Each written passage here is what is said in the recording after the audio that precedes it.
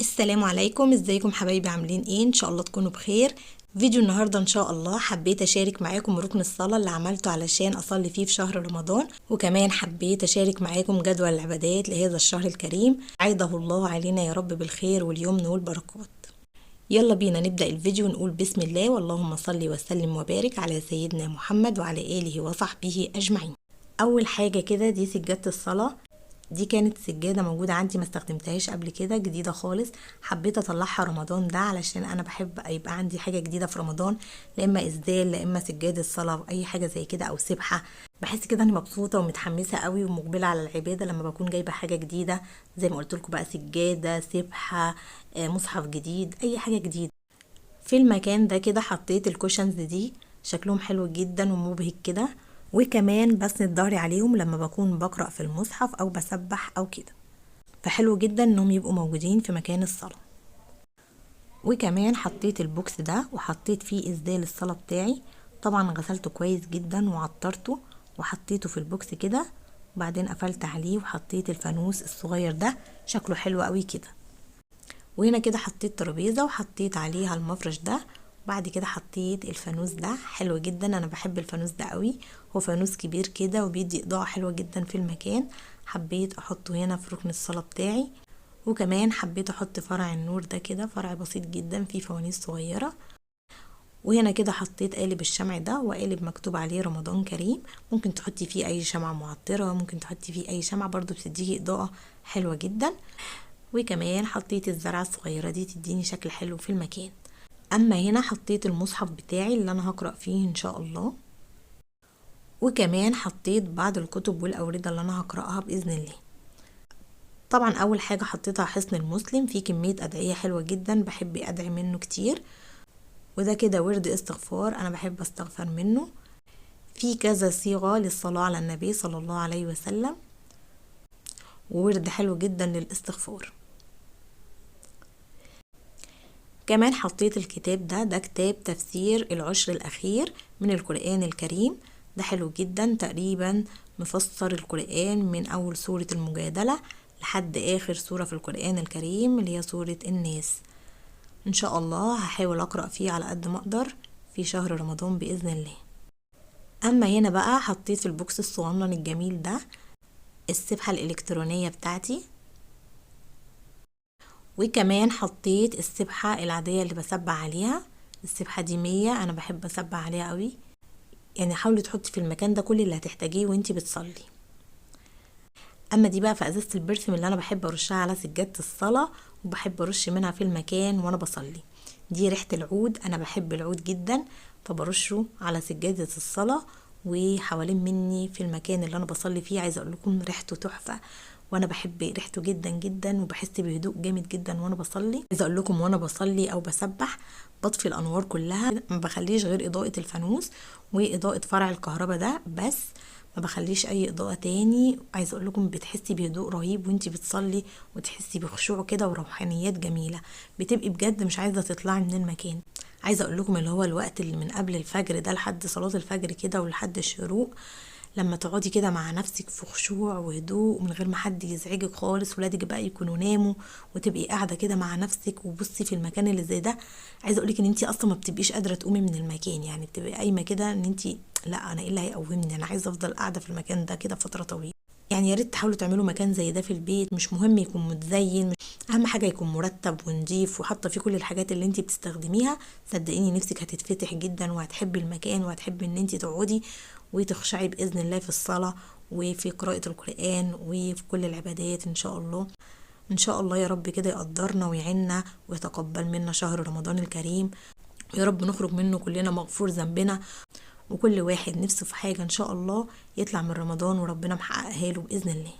ده كده كان ركن الصلاة بتاعي، كان بسيط جدا وهادي ومريح جدا زي ما قلت لكم. ودلوقتي حابة اشارك معاكم جدول العبادات لشهر رمضان ان شاء الله، وحابة لو كنتوا وصلتوا معايا للنقطة دي من الفيديو ان كلكم تدعولي ان ربنا يوفقني ويقدرني وانفذ جدول العبادات بتاعي زي ما كتبته بالظبط، ولكم بالمثل يا رب. تعالوا بقى نشوف الجدول مع بعض. اول حاجة طبعا هننوي ونقول اللهم إننا نوينا صيام وقيام شهر رمضان الكريم، فاللهم تقبله منا برحمتك يا أرحم الراحمين. اللهم أعنا على صيامه وقيامه إيمانا واحتسابا يا رب العالمين. كده أول حاجة نوينا صيام وقيام الشهر الكريم بإذن الله. طبعا الجدول اللي انا هقوله ده هيبقى على حسب انا بصحى الساعه كام وبنام الساعه كام وكده، فاكيد ان احنا هنبقى مختلفين، احنا بنصحى الساعه كام او بننام الساعه كام. في ناس بتنام بدري بتصحى بدري، في ناس بتنام متاخر بتصحى متاخر، فطبعا كل واحد يحاول يظبطه على مواعيد نومه. اما في العموم طبعا مواعيد الصلاه فهي معروفه لينا كلنا، فطبعا كلنا بنبقى ماشيين على مواعيد الصلاه، لكن الاختلافات هتبقى في مواعيد الصحيان والنوم بس. وكمان هتختلف على حسب انتي بتشتغلي ما بتشتغليش، موجودة في البيت او لا، عندك اطفال صغيرين عندك اطفال كبار، كل ده طبعا هيختلف من حد للتاني.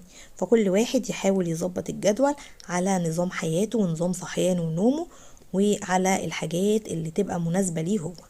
اول حاجة كده انا بنام الساعة 6:30 او 7 الصبح، فبصحى الساعة 12 او 1 الظهر، ما بصحاش قبل 12 او 1 الظهر. تمام. طبعا للأسف الشديد لأن أفضل حاجة النوم بدري والصحيان بدري، بس أنا للأسف لحد دلوقتي مش قادرة أكتسب العادة دي. طبعا هصلي الظهر وهصلي السنن المؤكدة بتاعته اللي هم 4 ركعات قبل الظهر وركعتين بعد الظهر. دي كده إن شاء الله صلاة الظهر. بعد خلاص ما صليت ممكن اخد ربع ساعة او 10 دقايق اروح اعمل فيهم حاجة بسيطة جدا. زي ايه؟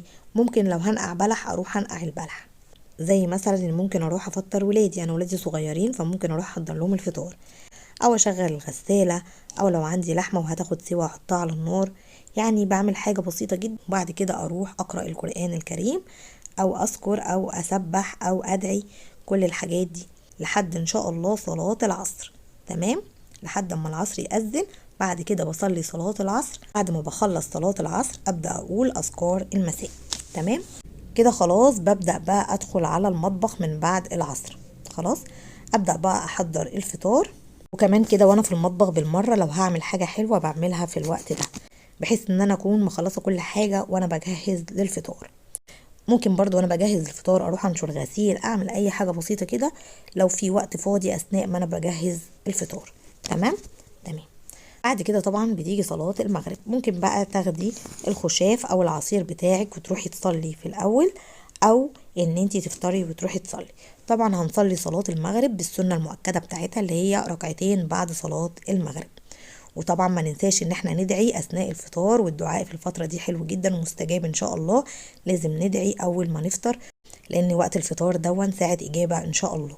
كده خلاص صلينا المغرب وخلصنا، هتبداي بقى تحسي كده بالخمول وان انت مش قادرة تقومي. لا، ما تستسلميش بقى للحالة دي، وقومي واشربي مشروبك المفضل.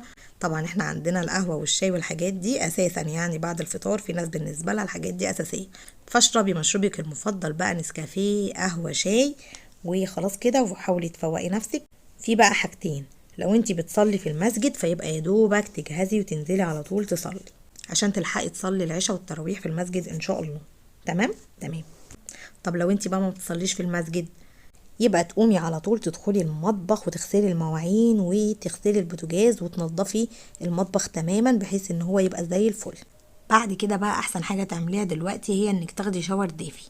ادخلي كده خدي شاور دافي وتوضي وغيري كل هدومك، وابدأي استعدي لصلاة العشاء.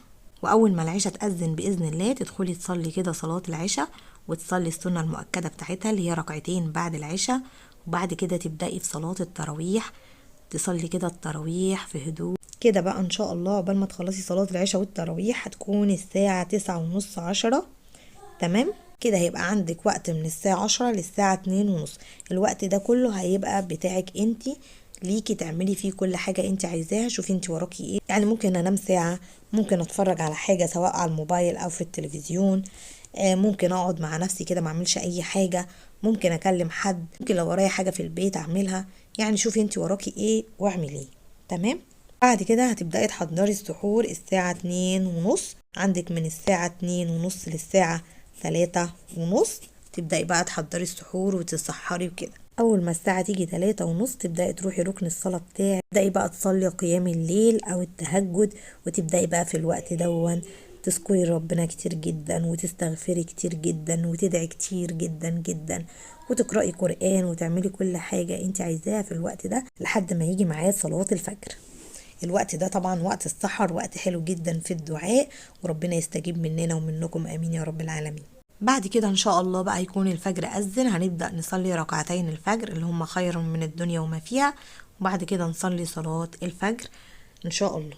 في اوقات بقى انا بفضل فيها صاحية لحد الشروق، وفي اوقات بنام بعد الفجر على طول. المهم احنا هنصلي صلاة الفجر وبعد كده هنقول اذكار الصباح. حابة تكملي لحد الشروق طبعا دي حاجة كويسة جدا، كأنك عملتي حجة وعمرة. حابة تنامي ماشي، كل واحد بقى طبعا حسب ايه ظروفه. انا اوقات كمان بكمل شوية كده لحد ما يجي وقت الضحى واصلي صلاة الضحى وانام، واوقات صراحة ما بقدرش. وفي اوقات لو قلقت قبل صلاة الظهر وكان لسه ميعاد صلاة الضحى موجود بصليها. زي ما قلت لكم كل واحد على حسب ايه ظروفه.